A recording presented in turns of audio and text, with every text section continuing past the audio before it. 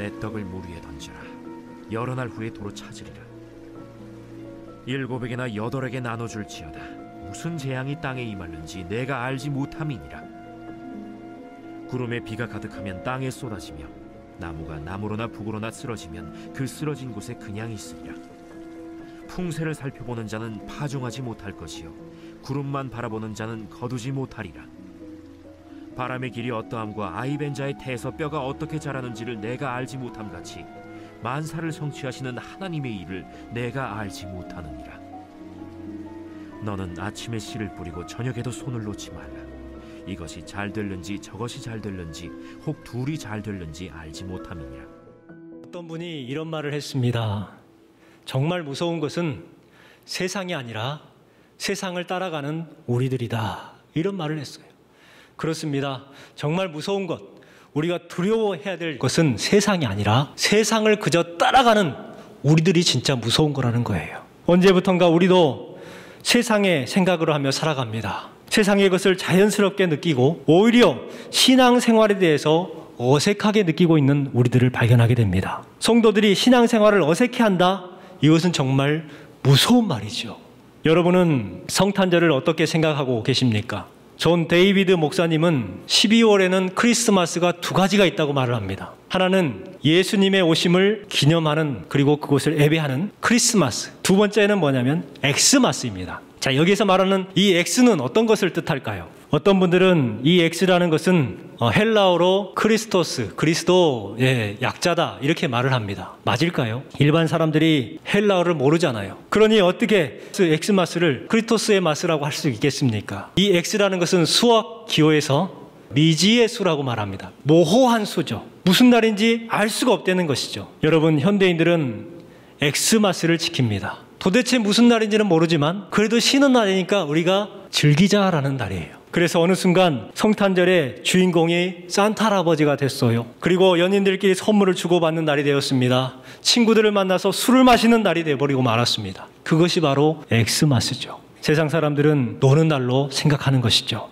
여러분, 성탄절의 참된 의미, 기본 정신이 뭔 줄 아십니까? 바로 예수는 그리스도입니다. 이것입니다. 예수님은 주님이십니다. 이 뜻이죠. 기독교의 신앙의 첫 단추와 같은 신앙 고백이 예수님은 그리스도입니다. 이 고백이에요. 마태복음 16장에서 예수님께서 제자들에게 질문을 합니다. 사람들이 나를 누구라 하느냐 질문을 해요. 그랬더니 제자들이 네, 더러는 세례 요한이요, 더러는 엘리야라고 합니다. 어떤 이는 에레미야나 선지자 중에 한 명이라고 합니다. 이렇게 이야기를 해줬어요. 그래서 예수님께서 제자들에게 또 묻습니다. 너희는 나를 누구라 하느냐? 이렇게 말하죠. 그때 베드로가 이렇게 고백합니다. 주님은 그리스도시요 살아계신 하나님의 아들이십니다. 주님께서는 이 베드로의 고백을 최고의 신앙 고백으로 여겼습니다. 너의 이 고백은 너에게서 난 것이 아니라 하늘로부터 난 것이다 라고 하셨습니다. 왜냐하면 그것이 가장 중요한 신앙 고백이기 때문에 그래요. 주님은 그리스도입니다. 주님은 하나님의 아들이십니다. 주님은 우리의 주님이십니다. 우리가 예배 전에 찬양했던 찬양이 있죠. 지존하신 주님 이름 앞에 모두 무릎 꿇고 다 경배해. 거룩하신 주님 요자 앞에 엎드려 절하세.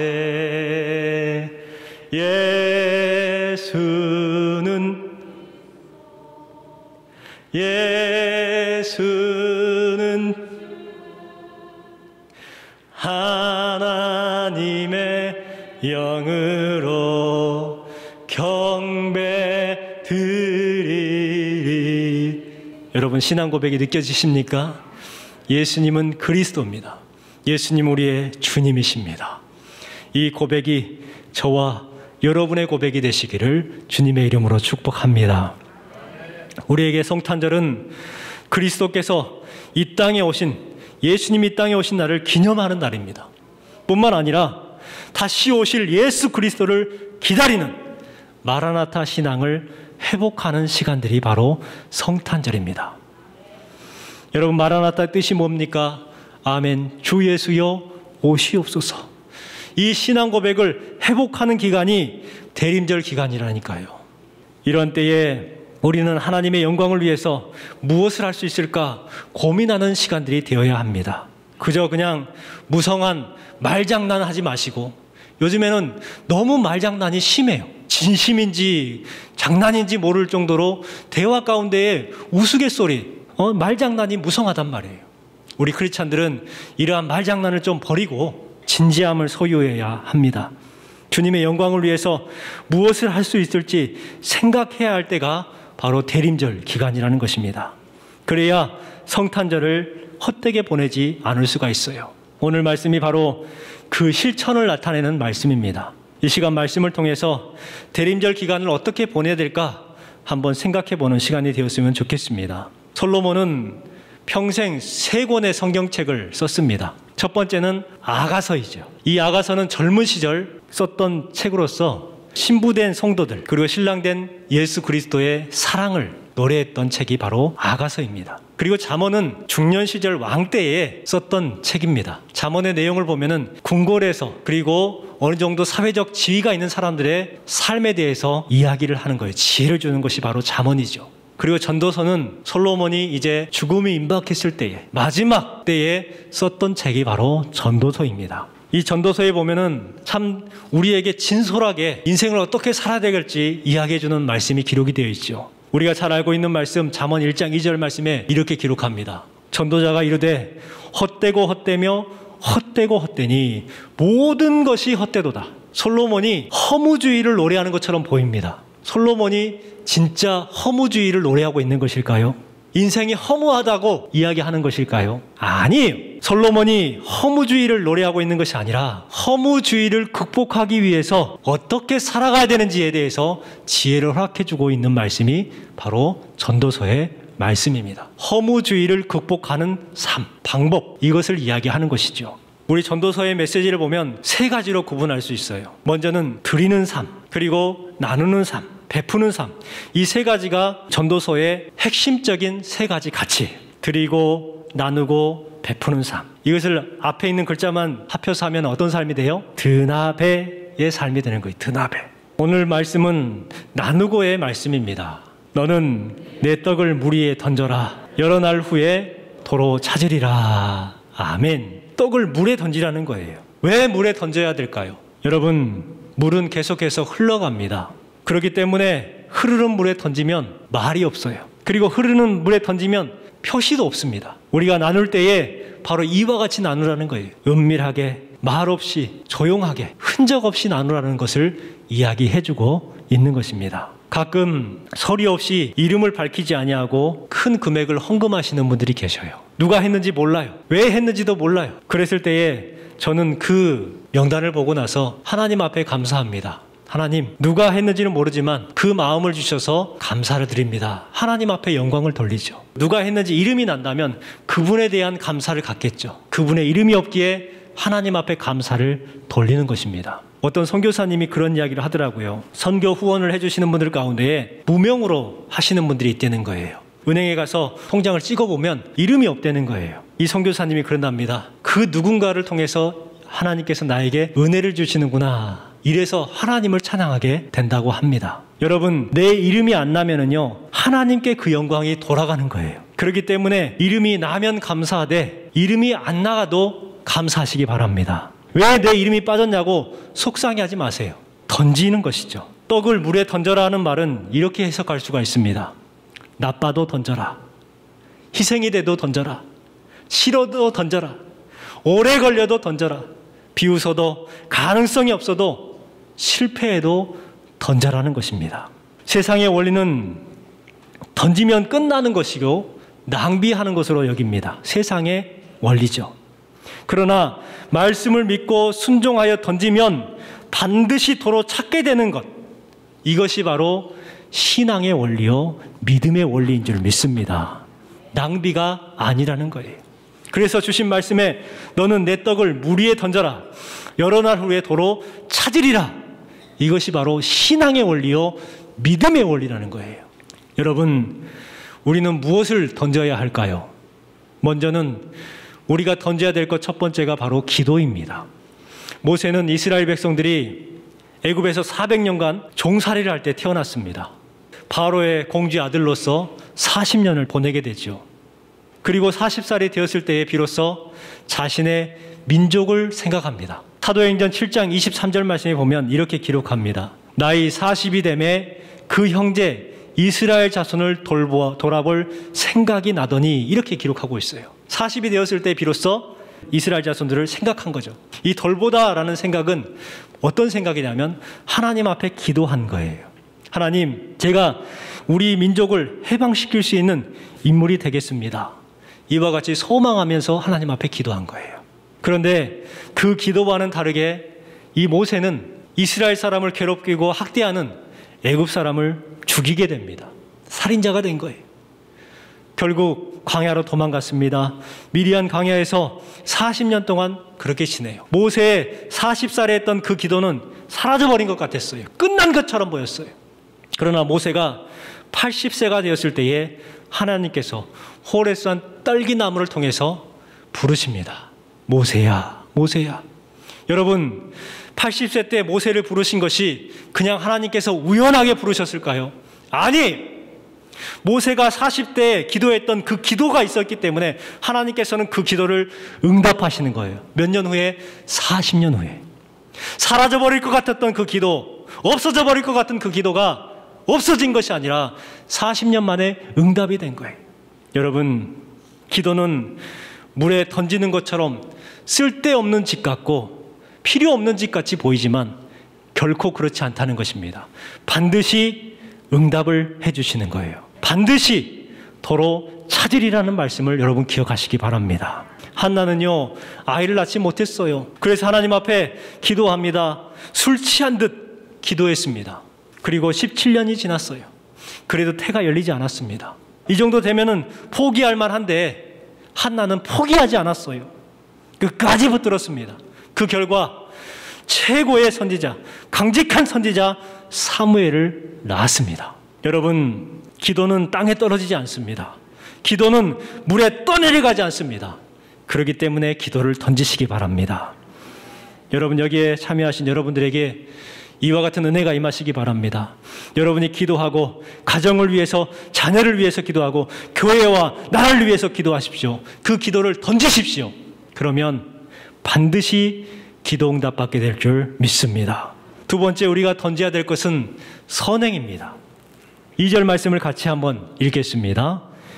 7에게나 8에게나 나눠줄지어다. 무슨 재앙이 땅에 임할는지 내가 알지 못함이니라. 7에게나 8에게나 나눠주라고 말합니다. 그런데 그 뒤에 말이 좀 이상해요. 무슨 재앙이 땅에 임할는지 내가 알지 못함이니라. 앞뒤가 조금 말이 어색합니다. 그런데요, 이 이야기를 들어보면 이 내용이 무슨 말인지 정확하게 이해할 수가 있습니다. 어떤 의사의 간증입니다. 어느 날 맹장에 걸린 가난한 소년이 어머니와 함께 찾아왔어요. 그때는 언제냐면 6.25가 발발하기 10년 전의 일이었습니다. 당시에는 돈이 없으면 수술을 받을 수가 없었어요. 그리고 그때 당시에는 맹장에 걸리거나 맹장이 터지면 복막염으로 사망하는 경우가 많았습니다. 돈이 없어서 죽는 경우가 많았죠. 의사는 돈이 없으니 수술을 할 수 없다라고 말합니다. 그런데 이 어머니가 막무가내로 살려달라는 거예요. 이 아이를 제발 좀 살려달라는 거예요. 하는 수 없이 의사는 불쌍히 여기는 마음으로 그 소년을 수술해 주었습니다. 이제 끝난 것 같았습니다. 내가 참 헛수고했네. 돈도 못 벌고. 아마 이런 마음이 들었을 겁니다. 그리고 나서 10년 뒤에 6.25가 발발을 했습니다. 공산군들이 자본주의자들, 미제의 잔재들을 죽인다는 식으로 사람들을 끌고 갔어요. 그 안에 의사도 함께 끌려가게 되었습니다. 공개재판에서 사형을 언도받고 사람들이 총살을 당합니다. 이제 의사도 그 공개재판에서 총살령을 받을 상황에 놓였어요. 그때 10년 전에 수술을 해줬던 그 소년이 청년이 되어서 그 어머니와 달려왔습니다. 그리고 이렇게 변호해 줍니다. 이분은 가난한 사람들의 편입니다. 이분은 저를 살려주신 분입니다. 이분은 선한 사람입니다. 살려주세요 라고 외쳤습니다. 그 외침에 결국 풀려나게 되었고 이 의사는 살게 되었다고 합니다. 여러분, 선행은 물 위에 던지는 것처럼 내가 손해보는 것 같고 내가 벌지 못하는 것 같고 또 내 것을 남에게 줘버리기 때문에 내게 없어지는 것처럼 여기지만 아니라는 거예요. 도로 찾게 된다는 거예요. 그래서 7에게나 8에게나 나눠주를지어다 이렇게 말합니다. 이 말이 무슨 말이냐면 사람 가리지 말라는 거예요. 될 수 있으면 많은 사람들에게 나눠주라는 것입니다. 이 7은 완전수잖아요. 그리고 8은 완전수를 넘어선 겁니다. 할 수 있는 대로 다 하라는 거예요. 왜 나누어줘야 될까요? 주님의 것이기 때문에, 주님의 뜻이기 때문에 나눠주라는 거예요. 많이 주어야 많이 거둘 수 있기 때문에 그래요. 하나님께 드리는 헌신도 시간도 애물도 마찬가지입니다. 아깝게 느껴질 때가 있어요. 그러나 도로 찾게 될 것이라는 것입니다. 누가복음 6장 38절 말씀을 같이 한번 읽어보겠습니다. 주라 그리하면 너희에게 줄 것이요 곧 후히 되어 누르고 흔들어 넘치도록 하여 너희에게 안겨주리라. 주라 그리하면 너희에게 줄 것이요. 주는데 어떻게 줘요? 후히 되어 누르고 흔들어 넘치도록 우리에게 안겨주신다고 말씀합니다. 엄청난 복을 약속해주고 있는 말씀인 줄 믿습니다. 우리의 선행과 주님을 위한 헌신은요 그냥 없어지는 것이 아니에요. 그냥 물에다 던지는 것 같지만 결국은 도로 찾게 된다는 것을 분명하게 말씀합니다. 세 번째는 성실하게 던지라고 말씀합니다. 4절 말씀을 같이 한번 읽어보겠습니다. 풍세를 살펴보는 자는 파종하지 못할 것이요 구름만 바라보는 자는 거두지 못하리라. 풍세, 이것을 살피는 자는 뭐 하지 못해요? 파종하지 못한다는 거예요. 구름을 보는 사람들은 뭘 하지 못해요? 거두지 못한다는 거예요. 풍세를 살핀다, 구름만 바라본다는 것은 환경을 보는 것입니다. 환경 탓하고 이 핑계 저 핑계 찾으면서 못한다, 안 된다, 안 한다 이런다는 거예요. 분명 여기서 말씀하고 있는 것은 뭐냐면 그러한 핑계 찾지 말고 환경 탓하지 말고 방법을 찾으라는 거예요. 할 수 있는 방법을 찾으라고 말씀합니다. 우리는 풍세를 많이 봅니다. 날씨가 흐리네, 그래서 씨를 안 뿌려요. 비가 내리네, 그러면서 거두질 않습니다. 하기가 싫다는 거예요. 우리는 이것을 지혜롭다고 말하고 상식이라고 말합니다. 이익을 계산해보고 손해를 보는가 이익을 보는가 계산한다는 거예요. 그 계산을 봅니다. 확률을 보고 통계를 보죠. 그것이 지혜로운 것처럼 생각합니다. 그런데요, 신앙의 원리는 그것이 미련한 방법이라는 거예요. 믿음의 확신을 가진 사람은 확률로 승부하지 않습니다. 믿음으로 승부하는 거예요. 확률로 승부하지 마십시오. 믿음으로 승부하십시오. 믿음의 확신을 가지면은요, 방법을 찾는 거예요. 믿음의 확신이 없는 사람들이 핑계 찾습니다. 환경을 봅니다. 풍세를 봅니다. 하늘의 구름을 봅니다. 그러면서 안 될 핑계를 찾는 것이죠. 그러나 믿음의 확신을 가진 사람은 방법을 찾는 거예요. 어떻게 하면 뿌릴 수 있을까? 어떻게 하면 거둘 수 있을까? 그 방법을 찾고 찾아내는 사람들이 우리 믿음의 성도인 줄 믿습니다. 우리가 믿음으로 던지면 하나님께서 그때부터 방향을 결정해 나가세요. 우리 인생도 마찬가지입니다. 우리 인생도 주님을 믿고 던지면은 그때부터 하나님께서 방향을 결정해 나가시는 거예요. 모세의 어머니 요게벳은 모세를 사랑해서 품었습니다. 계속해서 숨겼어요. 하지만 숨길 수 없을 때가 됐습니다. 모세를 사랑한다고 계속해서 품었다면 모세는 발각되어서 죽고 말았을 겁니다. 그때에 어쩔 수 없이 요게벳은 모세를 역청으로 바른 바구니에다가 담아서 나일강에 던집니다. 모세를 던졌더니 그때부터 하나님께서 그 바구니의 방향을 결정해 나가셨어요. 그리고 바로의 딸에게 발견됩니다. 그래서 건짐을 받습니다. 우리는요, 걱정할 때가 많습니다. 바람이 불면 어떡하지? 비가 오면 어떡하지? 이런 생각을 합니다. 그러나 오늘 주신 말씀에 솔로몬은 우리에게 이렇게 말씀하고 있어요. 그때는 풍세 보지 말고 바람 보지 말고 비나 구름이나 핑곗거리 찾지 말고 오직 하나님만을 바라보아라. 그리고 믿음으로 승부하라 말씀하고 있는 것입니다. 던지다의 미래형이 무엇인 줄 아십니까? 던질 것이다? 이것이 미래형일까요? 아니에요. 성경은 분명히 말씀합니다. 던지다의 미래형은 도로 찾는다라는 것입니다. 이것을 꼭 기억하시기 바랍니다. 베드로는요, 그물을 수없이 던졌어요. 하지만 물고기를 잡지 못했습니다. 그때 예수님께서 깊은 바다에 가서 그물을 던져라 이렇게 명령하죠. 베드로는 그 주님의 말씀에 순종하여서 그물을 던졌습니다. 놀라운 일이 벌어졌죠. 많은 고기를 잡았고 자신의 배를 채웠으며 친구의 배까지 가득 채울 수가 있었어요. 여러분, 던지는 것이요, 그냥 던지는 것이 아닙니다. 무엇에 따라서 던져야 되냐면 하나님의 말씀에 의지해서 던지는 거예요. 그러면 차고 넘침의 복, 다시 도로 찾는 복을 허락해 주실 줄 믿습니다. 우리 시간에 다짐했으면 좋겠습니다. 하나님께 투자하자. 드나베의 삶을 살자. 핑계 찾지 말고 방법을 찾자. 믿음으로 승부하자. 할렐루야. 여러분, 이 말씀 의지해서 하나님께 투자하시기 바랍니다. 드리고 나누고 베푸는 삶을 사시기 바랍니다. 핑계 찾지 말고 방법을 찾으시기 바랍니다. 확률로 통계로 승부하지 마시고 믿음으로 승부하시기 바랍니다.